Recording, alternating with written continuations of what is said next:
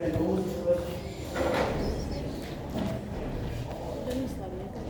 me estaba robando de que no hay mal de la garganta. Bueno, entonces comenzamos con la quinta clase ya, ¿no? Ojo, ya falta un poquito, ¿sí? Prácticamente la próxima sesión ya sería RC, ¿no? RC1 y la otra RC2. Aunque la próxima sesión hacemos RC y nos quedaría 2 semanas, ¿no? Entonces, para no cargarlos, la séptima semana hacemos casos clínicos, ¿sí? Como un repaso y ya.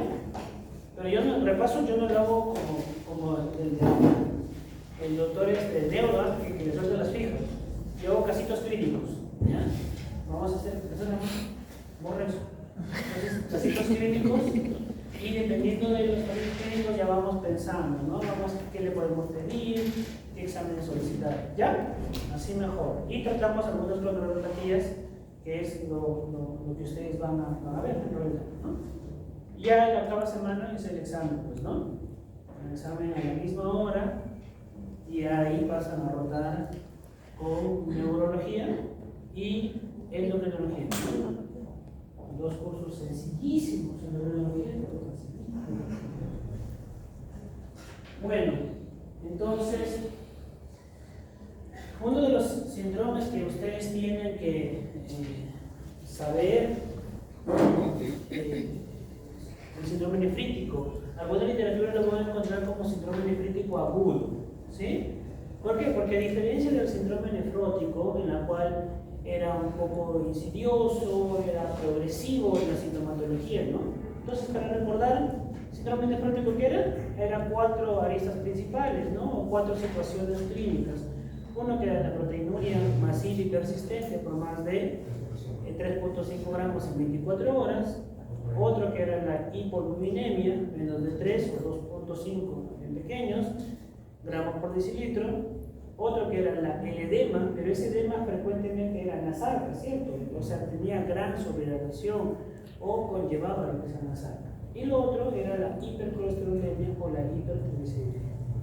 Ahora bien, ese síndrome nefrótico también podía haber hematuria, claro que sí, podía haber hematuria, pero no con las características que vamos a mencionar ahorita en el síndrome nefrítico.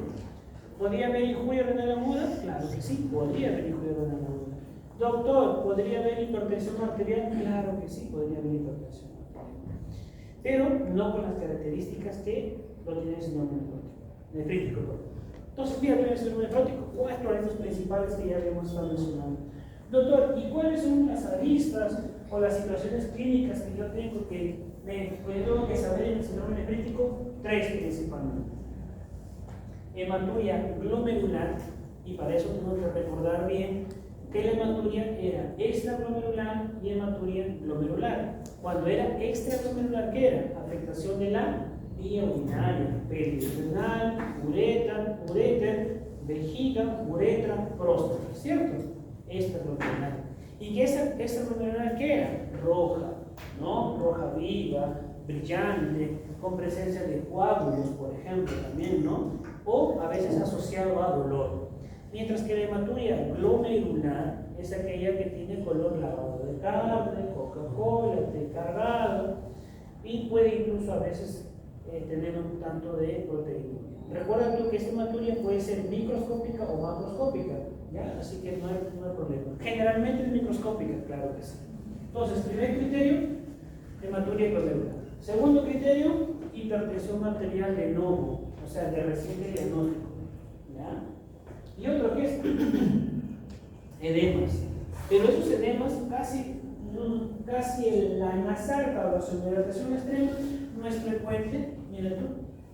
A diferencia del síndrome nefrótico, que sí es nasarca, en el síndrome nefrítico no. ¿Cómo lo reconoces tú? Que la mamá asustada lo lleva a la posta, centro de salud, diciendo que hace 3-4 días su niño o su niña tiene los testículos hinchados, o la vulva hinchada, o los párpados hinchados.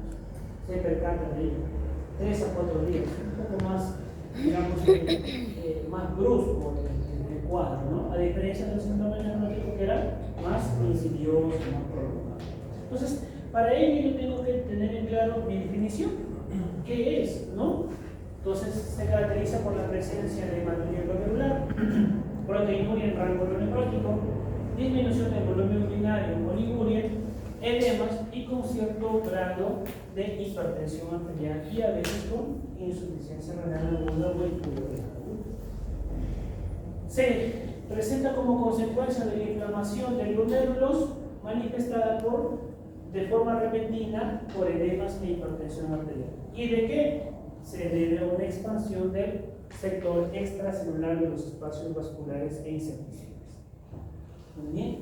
Entonces, hasta ahí tú dices, doctor, entonces, ¿eso qué quiere decir? Que mientras en el síndrome nefrótico queda primario versus secundario, y secundario cualquier enfermedad, y primario por las distintas glomerulopatías, acá en este síndrome nefrítico agudo generalmente es debido a una inflamación.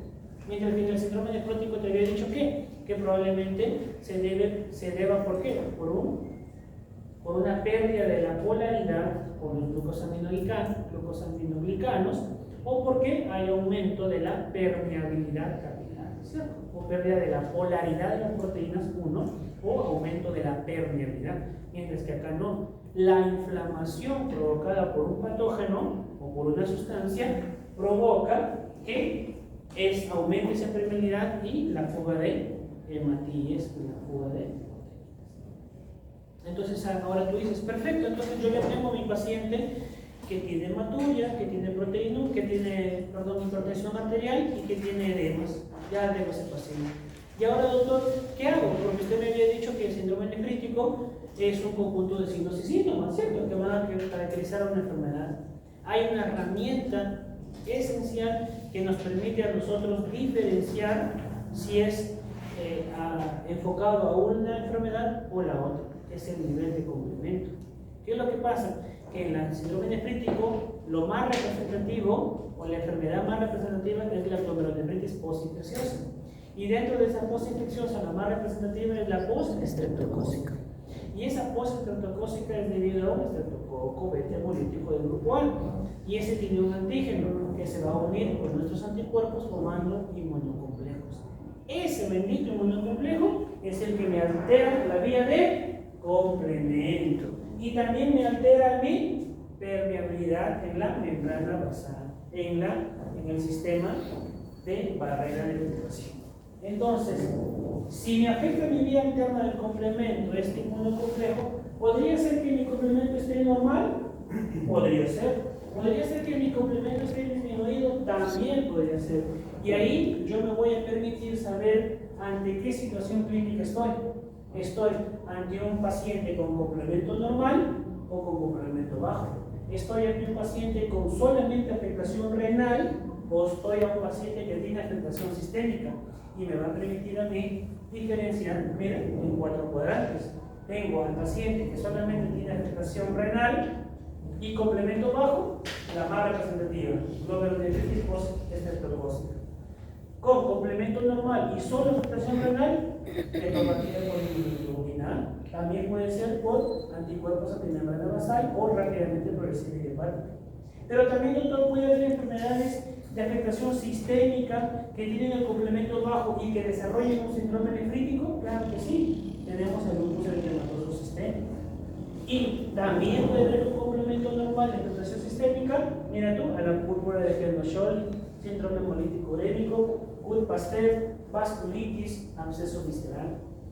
Mira tú. Entonces, el saber si es que clínicamente, si es que hay afectación sistémica o afectación renal y laboral realmente con el complemento normal disminuido, me va a permitir a mí encajar a mi paciente con sus distintos, o poder enfocarme al distinto grupo de enfermedades que yo pueda tener. Doctor, ¿pueden mencionarme un ejemplo de cada uno? Claro que sí. ¿Cómo sería un paciente con afectación solo renal con complemento bajo? O sea, una glomerulonefritis postestreptocócica. Es un paciente que generalmente tiene una edad entre los 12 años de edad o 2 o a 10 años de edad, que ya ha tenido antes un antecedente de una faringitis, de una piodermitis o de un impétigo, ¿no? Una faringitis hace 4 semanas, un impétigo piodermitis hace 6 semanas, y que 3 días antes, la mamá se preocupa porque ve que los párpados están hinchados, ve que los testículos o la vulva de su hijito o hijita está hinchado, y de pronto ayer ha comenzado con hematuria, ¿no? Con orinas de color lavado de carne, color de cagada, color Coca-Cola, ¿no?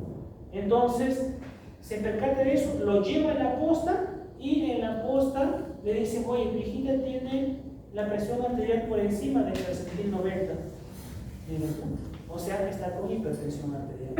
En resumidas cuentas, ¿cómo sería el caso clínico de ese paciente? Sería un caso clínico, es un paciente varón de preescolar, 6 años de edad, que ha tenido una faringitis hace 4 semanas. La mamá hace 3 días se percata que tiene orinas color lavado de carne, color Coca-Cola, té cargado, un tanto espumosas, y que va a consulta en donde le dicen que tiene la presión arterial por encima de la normalidad para su niño. O puede ser, reemplazamos todo lo dicho, a que una infección faríngea 4 semanas antes y que actualmente presenta edemas en los párpados, tiene orinas espumosas, orinas de cargado, y que la presión arterial está por encima del percentil 90. Miren, ya tenemos un casito, ¿no? Y tenemos un casito para la enfermedad de, digamos, que positocócica o glomerulopatía positocócica. Doctor, un ejemplo para la nefropatía por inmunoglobulina A, doctor. Ahí sería un paciente varón de más o menos 20 a 30 años de edad, que concomitantemente a los episodios de gripales o diarreicos presenta hematuria, orinas espumosas y presión arterial por encima de la normalidad. ¿Mira? ¿Cuál es la diferencia entre uno y el otro? A ver. La edad de presentación, uno, ¿qué más? ¿Ah? Los antecedentes, rinitis y el otro piodermitis, ¿qué más? ¿Ah? Claro, pero ¿qué más? Porque los dos tienen hematuria, los dos casos tienen proteinuria, orinas espumosas, los dos casos tienen hipertensión arterial y los dos casos tienen edemas. ¿Cuál es la diferencia entre uno y otro? Y los dos tienen cierto compromiso faríngeo, ¿no? ¿Cuál es la diferencia?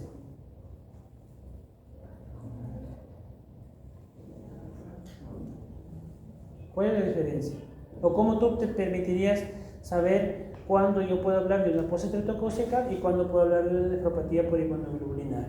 Su compañero me lo dijo, doctor, la edad, sí, perfecto. Un joven, varón de más de 20 años de edad, ¿es probable que sea nefropatía por inmunoglobulina? Claro que sí, es probable. Pero hay otro dato más aparte de la edad. Su compañera dijo, el cuadro gripal versus el cuadro faríngeo. Más bien eso se puede confundir, pero puede ser. La infección cutánea. Ya, podría ser infección cutánea. Un poco más alejado, pero podría ser. ¿Qué más? Hay un dato clave que lo he dicho. ¿Las diarreas? No. El tiempo de enfermedad, así es. Mientras que en la faringitis y la piodermitis son de 4 a 6 semanas, en la, eso va para la positocócica, en la nefropatía por inmunoglobulina es concomitante. ¿Qué quiere decir? Estoy con estornudo hoy día y mañana tengo orinas hematúricas, ¿cierto? Mientras que en la positocócica no. Tengo mi infección faríngea, tengo mi piodermitis, aparentemente me sano, y 4 semanas después, curioso, comienzo a orinar, ¿no? Hematuria. O comienzo a hacer hematuria, comienzo con hipertensión arterial o con los edemas a niveles celulares. Esa es la diferencia. Ahora, doctor, querido doctor, ejemplo de lupus eritematoso sistémico, ya lo saben, ¿no? Mujer de 25 a 25 años de edad con fotosensibilidad, caída de cabello, artralgias, mialgias, antecedente de aborto previo o de difícil concepción, ¿no? Y que tiene pues hipertensión arterial, hematuria y proteinuria.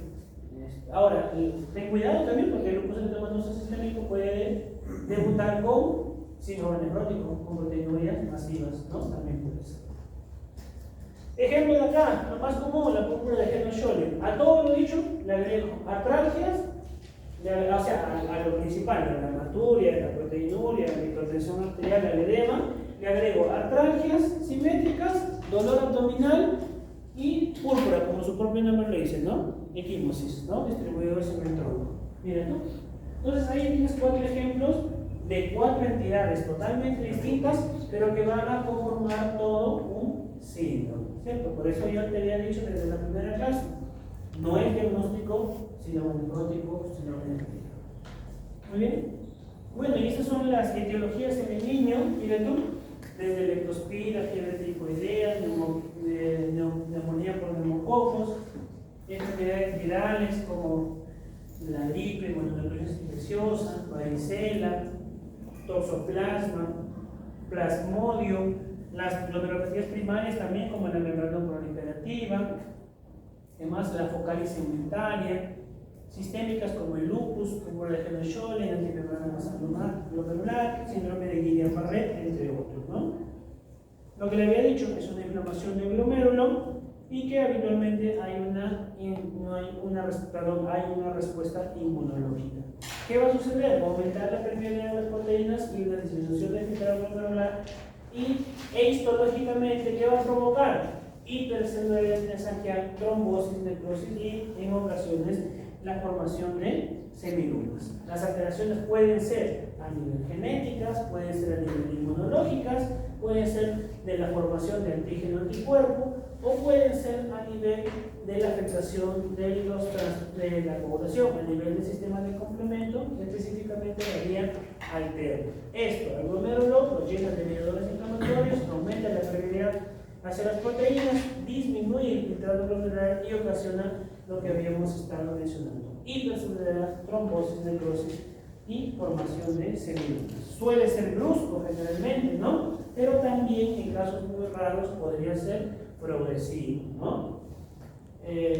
La anamnesis es primordial para descartar el origen urológico versus el origen no urológico o glomerular.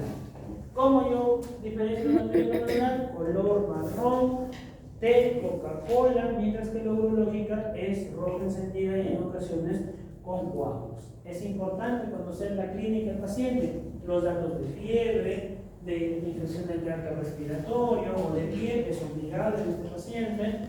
Tener mucho cuidado en los que son menores de 4 años o mayores de 15 años para descartar otro tipo de patología. La historia familiar, también de enfermedades glomerulares, y ver los signos de alarma en la cual puede haber una evidencia de una enfermedad extrarenal o sistémica, ¿no? O de una enfermedad renal crónica asociada a hipertensión arterial. Esto ya ustedes ya lo saben, ¿sí? Cómo diferenciar entre una hematuria glomerular, una urotelial o urológica también llamada. Coágulos positivos en urológica. La morfología de los hematíes es isomórfico, ¿no? Son iguales. Los glóbulos rojos salen tal cual, y cóncavos, y lo vemos en plano con un redondito y en medio otro, ¿no? Mientras que en la hematuria glomerular es dismórfico, especialmente hay tantos sitios. Hay hipertensión, edema en el glomerular, mientras que en la urotelial hay síntomas mencionables como disuria, prolactinomio, dolor de espalda. En el caso de un cólico renal podría ser, por ejemplo, ¿no? La función renal en la hematuria urológica está normal, mientras que sí podría verse alterada en la glomerular. Y puede haber, ¿no?, infección del tracto respiratorio superior, fiebre o rash en el caso de hematuria glomerular y traumatismos en el caso de hematuria urológica. Miren la diferencia lo que es entre nefrótico y nefrítico, ¿no? Nefrótico es generalmente insidioso, ¿no? Lo que te decía, ¿no? Poco a poco se va a instaurar en la clínica, mientras que el nefrítico es abrupto, es brusco. El edema es mucho más pronunciado en el síndrome nefrótico que en el síndrome nefrítico. Generalmente en el nefrótico hay más saca, en el nefrítico hay edema palpebral, escrotal, lumbar. La presión arterial en el nefrótico suele estar normal, aunque podría elevarse es volumen dependiente, ¿cierto? Podría elevarse. Mientras que en el nefrítico está elevada. La presión venosa yugular está normal o baja en el nefrótico, mientras que está incrementada en el nefrítico. La proteinuria es masiva y persistente en el nefrótico. En el nefrítico no llega al rango nefrótico. Hematuria en el nefrótico a veces puede ocurrir y a veces no. Y en el nefrítico tiene que ocurrir, tiene que estar. Malformación de las células globulares o de los globos rojos es presente en el nefrítico, y la albúmina generalmente en el nefrótico suele estar disminuida y en el nefrítico suele estar normal o ligeramente disminuida. Llevo un paciente entonces a tu consultorio con hematuria glomerular, con proteinuria leve, no nefrótica, con hipertensión arterial y con edema. Entonces tú dices, oye, esto podría ser un síndrome nefrótico. Comienzas a hacer tu clínica. ¿Es brusco? Sí, doctora, desde ayer. ¿Tu niño ha tenido algún evento faríngeo o algo así, doctora? Así como, ya un mes tuvo una tos que no le dejaba, doctora, ya tienes un antecedente. ¿Tenía fiebre? Sí. Actualmente, no, ya se había sanado ya. Y hace 3 días comenzó todo. Ya tienes tu clínica, ¿no? Entonces tú dices, entonces para corroborar, ¿qué voy a hacer? Puede ser un hemograma completo. Puede ser, ¿qué más? Un examen de orina para ver y buscar si realmente esta hematuria es glomerular. Porque si yo hago un sedimento urinario y veo que la hematuria es glóbulos rojos normales isomórficos, eso no es glomerular. Tendría que buscar alguna causa neurológica, un cáncer, una tumoración o algo en la vía urinaria. Pero vamos a imaginar que sí sea glomerular, ¿no? Para eso que pedimos el examen de orina. ¿Qué más pedimos? Para ver si la función renal está alterada o no. Pedimos la urea, pedimos la creatinina, o el BUN o el nitrógeno ureico, si es que lo quieras llamar así. ¿Qué más pedimos? Estudio de la función hepática, y lo principal que debemos pedir es el complemento para ver si se trata de una síndrome nefrítico con complemento normal y con complemento disminuido. Y con mi clínica voy a saber si la afectación es solo renal o si la afectación es solo sistémica. Y ahí ya voy a encasillarme en qué cuadrante debo trabajar, ¿cierto? Bien. Y luego el resto ya va a depender según tus hallazgos clínicos. Obviamente, si tienes una pequeñita, un pequeñito con antecedente de un pielonefritis, no le vas a pedir, pues, se me ocurre, virus, inmunodeficiencia humana.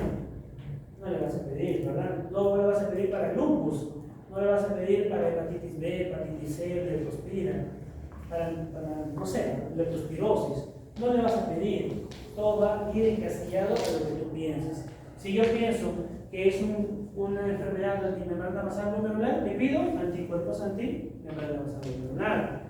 Si yo pienso que es un lupus eritematoso sistémico, le pido ANCA, anti-DNA, doble cadena, anti-SMI, ¿no? ANA, por ejemplo. Si yo pienso que es por viral, le pido su hepatitis B, hepatitis C, VIH. O sea, las pruebas de laboratorio van a ir enfocadas a tus signos clínicos que tú tengas que solicitar. No le vas a pedir de todo, como en el síndrome nefrótico, ¿no? En el síndrome nefrótico, ¿qué hacemos? Descartar secundarismo. Ahí comienzo a pedirle muchos exámenes para ver que no sea algo secundario. El examen nefrítico, según tu clínico, va a ser enfocado a qué clínico. Muy bien. La hematuria, ¿cómo es? Puede ser microscópica, en la mayoría de casos, aunque también se ha visto macroscópica. Generalmente los hematoides dimórficos superan los 75% o 80%, los acantocitos más del 5%, pueden recibir los eritrocitarios, puede estar acompañado de proteinuria y es total y no tiene coágulos, ¿no? Este es un cilindro eritrocitario, ¿ven? Ahí está, cilindro eritrocitario. Y estos son los acantocitos, ¿ven acá la viejita de Mickey invertidos, ¿no? Así más o menos, ¿no? Acantocitos, arriba ya están crenados. ¿Qué quiere decir? Que hay afectación acá renal, glomerular. La hipertensión arterial es volumen dependiente, ¿no? Mientras más obligado esté el paciente, obviamente más es hipertensión arterial. Se debe a la retención hidrosalina, no por hipovolemia o por resistencia a la acción del tréfido arterial como en el síndrome nefrótico, ¿no? No, acá es por retención hidrosalina. el PENA pues, suele estar menos del 1%, o sea, algo parecido a lo que es a la ira renal, y puede causar encefalopatía hipertensiva o también puede causar insuficiencia cardíaca congestiva. Mira tú, el edema generalmente es periorbitario, ¿no? Aparece una presión es baja, como tejido prioritario, palpebral o facial por las mañanas y en las extremidades inferiores por la tarde. Es infrecuente que haya nasal, más es sangue nefrótico, diferencia. 2. Retención hidrosalina, no por tanto polipominemia, como sucede en el síndrome nefrótico. Mientras en el síndrome nefrótico era la proteinuria selectiva, ¿cierto? Casi del más del 90% tendría que ser albúmina, mientras que en el síndrome nefrítico no es así, es no selectiva. Puede haber proteínas de alto o bajo peso molecular, ¿no? Nunca o suele ser pocas veces menos de 40 miligramos por metro cuadrado en niños, o sea, en rango nefrótico, o de 1 o 2 gramos como máximo en adultos en 24 horas. No llega al límite nefrótico, ya que realmente no hay un trastorno severo de la cardiopatía. ¿Qué más tenemos acá? Ya, es un poquito diferencial nada más, ¿no? En cuanto a los exámenes de inmunológicos que usted puede pedir. Por ejemplo, si le pides ANA y está positivo, vas pensando en lupus. Si le pides, por ejemplo, el factor nefrítico C3 positivo, puedes pensar en rápidamente progresivo o puedes pensar en membrana proliferativa tipo 2. Y así, solamente es un cuadrito en el cual ustedes tienen que ver. Mira, y eso es lo que le decía al inicio de mi exposición, ¿no? Puede haber hematuria, proteinuria y hipertensión arterial en varias situaciones clínicas. Y acá, por ejemplo, tenemos dos situaciones clínicas totalmente diferentes, dos entidades totalmente diferentes. Mientras que en la postinfecciosa aguda puede haber edema, oliguria y tiene que haber un episodio reciente infeccioso, en la púrpura de Helen-Schönlein, teniendo lo mismo, teniendo proteinuria, hematuria e hipertensión arterial, ¿qué tiene que haber? Dolor abdominal, artritis simétrica o artralgia, púrpura vascular, y podríamos laboratorialmente ver si hay depósitos de inmunoglobulina A, y con eso sospecharé púrpura de Helen-Schönlein. Mira, dos entidades totalmente distintas y las dos son síndrome nefrítico. Entonces, en la glomerulonefritis aguda postinfecciosa, vamos a tener que puede ser por estreptococo metamolítico, del grupo A, que es el más frecuente, pero también puede haber otras causas. Mira tú, puede haber por estafilococos, neumococos, hemófilos influenza, micoplasma, ¿no? ¿Qué más puede haber? Salmonella, pseudomonas, por treponema apellido, que da los sífilis, ¿no? Por virus, hepatitis B, hepatitis parvovirus, varicela, sarampión, Epstein-Barr, VIH, parásitos como la Leishmania, el Echinococcus, Plasmodium y hongos Candida albicans, es de los más importantes. Mira tú, entonces puede haber no solamente estreptococo metamolítico grupal, sino también muchas causas. ¿Me permite un minutito porque es el doctor Gil? ¿Aló? ¿Doctor Gil?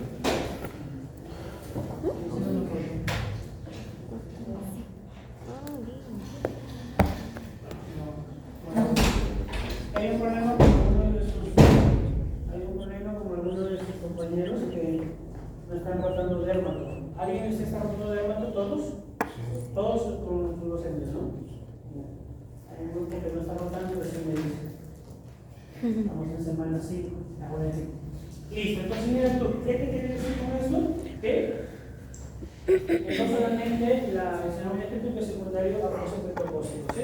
Sino también puede ser la diferencia. Doctor, de todos estos cuatro, lo más frecuente que usted ha visto, yo he visto estreptococo metamolítico, he visto VIH y leptospira, por ahí que no está acá, pero también he visto por leptospira, ¿no? Síndrome nefrítico. Las entidades, ¿cuáles son? Amigdalitis, sintético, neumonía, bronconeumonía, endocarditis, absceso, fiebre tifoidea, brucelosis, sífilis y parvovirus. Y en ese cuadrito que siempre ustedes tienen, ¿no? Ese cuadrito que un ratito, por favor.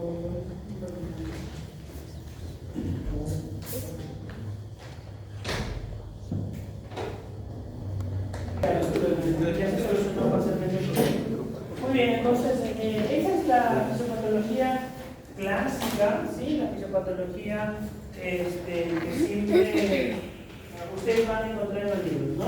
La típica infección del bandido del estreptococo metamolítico. El estreptococo metamolítico tiene un antígeno y nosotros tenemos nuestro anticuerpo, ¿cierto? Entonces el antígeno es el cuerpo, en teoría tendría que ir a mecharlo al anticuerpo, ¿no? Eliminarlo. Pero ¿qué pasa? Que estos bandidos hacen clic y forman el llamado inmunocomplejo, ¿no? Y ese inmunocomplejo va a ir a dos básicamente afectar a uno, lo que es a la matriz mesangial o lo que se llama van a ir a depositarse en los capilares glomerulares y produce la inflamación que vemos comenzando en la exposición. Y lo otro que también podría alterar un tanto a la vía alterna del complemento, al complemento, disminuyendo ese C3, pero lo disminuye a nivel plasmático. Pero no es que disminuya como tal, sino que va a ir a depositarse justamente también a los capilares glomerulares, aumentando así su daño. Ese depósito de los capilares glomerulares, ¿qué provoca? Inflamación, ¿cierto? A nivel glomerular. Y esa inflamación puede provocar pues, que se aumenten los espacios de los pericelos con la fuga de los glóbulos rojos, con la fuga de proteínas, originando la hematuria y originando la proteinuria. Esta puede disminuir el filtrado glomerular. ¿Y qué habíamos dicho cuando disminuye el filtrado glomerular? ¿Qué habíamos dicho? Disminuye el aporte oxigenatorio a nivel de las células tubulares que podría condicionar la aparición de una injuria renal aguda. Por lo tanto, también condiciona una disminución de la excreción de sodio. Y si el sodio se queda, ¿quién más se queda con él? El agua. Y si el agua se queda, aumenta el volumen intravascular. Y si aumenta el volumen intravascular, aumenta la precarga. Y si aumenta la precarga, aumenta la presión arterial. Mira tú. Y todo eso es una consecuencia de, ¿cierto? Entonces, si si disminuye mi filtrado glomerular, va a haber poca pitch, va a haber oliguria. Si disminuye mi excreción urinaria de sodio, va a aumentar el espacio extracelular, intravascular primero y luego intersticial, provocando edemas, sobrecarga del volumen y hipertensión arterial. Y este cuadrito me permite a mí entonces decir que yo voy a tener clínica de hematuria, oliguria, edemas, hipertensión y proteinuria ligeramente, ¿no? Y también me va a permitir saber qué voy a solicitar en caso me digan, ¿y qué exámenes usted solicita en este paciente? Si el paciente todavía está con la sintomatología faríngea o la sintomatología de pioderma, podría solicitar ácido antihialuronidasa y antidesoxirribonucleasa. Generalmente nunca lo pedimos porque ya no vienen en esa etapa. O si lo pedimos alto negativo y nos puede desviar más bien. Yo generalmente no lo pido.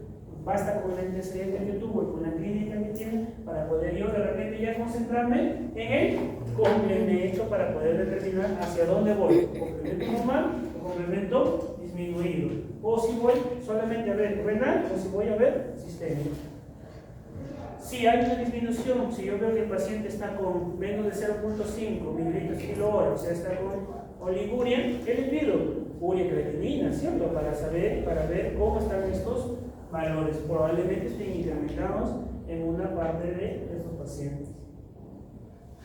Y obviamente si hay un espacio extracelular, probablemente la renina esté disminuida y la aldosterona también esté disminuida. Hay tres fases: fase latente, aguda y de recuperación. La aguda tiene una media de 7 a 14 días y se puede extender hasta 33 días. ¿Cierto? Fase aguda de manera súbita, ¿no? También puede ser de manera lenta, pero muy poco porcentaje, generalmente es agudo. Por eso que la literatura habla como síndrome nefrítico agudo, ¿cierto? Así habla. ¿Cuál es el primer signo querido adaptar? Hematuria glomerular. Segundo signo, hipertensión arterial, y puede acompañarse con encefalopatía hipertensiva y edema agudo pulmonar. Otros son fracaso renal agudo y proteinuria francamente. Y en la fase de recuperación ya hay una reanudación de la diuresis espontánea provocada, normalización de la presión arterial, desaparece la proteinuria y desaparece la hematuria recursoria. ¿Hay recidivas? Sí puede haber. Casos muy aislados, y eso se debe a que hay subtipos de Streptococcus metamolítico, ¿no? Ahora, doctor, en todos los pacientes con síndrome nefrítico usted tiene que colocarle o hacerle biopsia del pastel, solamente en ciertas situaciones clínicas. ¿Cómo? Cuando estoy viendo un síndrome nefrítico, pero de pronto comienza a ser proteinuria masiva y persistente. Ya no pinta bien la cosa ahí, ¿no? Entonces ya me estoy confundiendo, de repente es un síndrome nefrótico, tengo que hacer mi biopsia. Cuando la hematuria persiste por más de los 18 meses, cuando hay una falla renal aguda que persiste más de 3 días, o también cuando hay una renal nefrítica silenciosa atípica, o sea, con complemento normal. Complemento generalmente se disminuye ahí, ¿cierto? Pero tengo un complemento normal. Entonces le hago la biopsia porque puede haber algo más o puede ser algo atípico. Cuando el complemento no se normaliza a más de 8 semanas, acá es M ya, por si acaso. Ahí me dio un complejo de cuña y pues recidiva de clonodefritis aguda, cuando estoy grabando, ¿no? Miren arriba, glomérulo normal, ¿cierto? Glomérulo normal, miren qué bonito, tiene su membrana basal glomerular, que es esa rojita más intensa, tiene su penacho glomerular y tiene áreas blanquitas, que es el espacio de Bowman, ¿cierto? Miren, esta acá, ¿qué notan acá?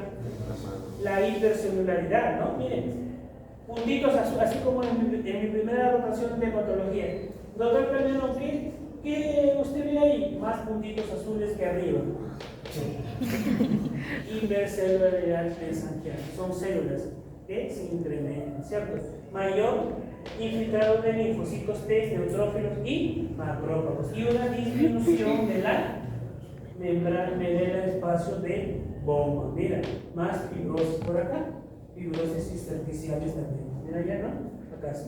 Fibrosis intersticial, fibrosis intersticial. ¿Ya? No hay semilunas ahí, no hay semilunas, por favor. Solamente las semilunas podrían estar en una rápidamente progresiva o podrían estar en una nefritis lúpica, por ejemplo, ¿no? El tratamiento casi en todos es solamente el tratamiento paliativo. Paliativo no es el término, sino un tratamiento sintomático, es el término, ¿no? Si hay edema, diuréticos, si hay hipertensión arterial, antihipertensivos, dieta, ¿no? Tanto la homoproteica o hidroproteica a veces, podría ser, ¿no? Antibióticos, doctor, ya no le doy porque muy pocos, casi nunca me llegan con fase aguda de la infección latente. Diuréticos sí, doy furosemida y hidroclorotiazida, ¿no? Hasta una dosis de 10 miligramos por kilo de la furosemida. Antihipertensivos, como podríamos dar hidralazina, calcioantagonistas como por ejemplo el difenidrina. Doctor, no da IECAS, no, porque podría originar una vasodilatación del arteriol referente y con ello impolla renal aguda, de tipo renal, y con ello probablemente hipercalemia, ¿no? Doctor, está tan hipertenso que no lo puedo controlar, tengo que pasar a UCI. Bueno, pasar a UCI y ahí lo podemos manejar con nitroprusiato de sodio y alfa o beta bloqueadores como la retoriol. Doctor, no se puede hacer nada, ya le dimos todo y sigue urémico y más bien ya hay hipercalemia. Tengo que hacer una diálisis peritoneal, una diálisis renal, como diálisis peritoneal o como hemodiálisis, si es que lo utiliza, ¿no? La vasculitis por inmunoglobulinar es la forma más aguda de enfermedad de Berger, más frecuente en pediatría, más frecuente en invierno, y los varones son los más afectados, puede recidivar. La púrpura de Henoch-Schönlein es vasculitis sistémica de pequeños vasos, hay púrpura, artralgias y dolor abdominal a los 3 parámetros clínicos que ya conocemos, ¿cierto? Hematuria, edemas e hipertensión arterial. Preside un cuadro respiratorio, en la hematuria es un frecuente, la proteinuria podría incluso tener en ciertas situaciones rango nefrótico. No es la regla, pero podría. El diagnóstico es clínico, pero la concentración de inmunoglobulina aumenta en la mitad de los casos y no hay tratamiento específico. Las glomerulonefritis por depósitos de IgA o enfermedad de Berger es la más frecuente en el mundo. Los varones sobre las mujeres son los más frecuentes, 3-1. En la infancia la clínica más frecuente es la hematuria en el 80% de los casos. Responde menos mal a corticoterapia y recurrencia de hematuria a menudo dentro de las 48 horas siguientes de un cuadro catarral, ¿no? ¿Qué es lo que le decía, no? Cuadro catarral, cuadro diarreico, y 48 horas o 1 o 2 días después, o concomitantemente incluso, aparición de hematuria glomerular macroscópica. Doctor, le hago una biopsia, hazle. ¿Y qué veo en la biopsia? Puedo ver depósitos que captan antiinmunoglobulina A y además inmunoglobulina G, antiinmunoglobulina M, el factor C3 típico o C3 simplemente y fibrina, ¿no? Muy bien. Eso, colorín colorado, el cuento se acabó. A ver, los alumnos que recién acaban de llegar.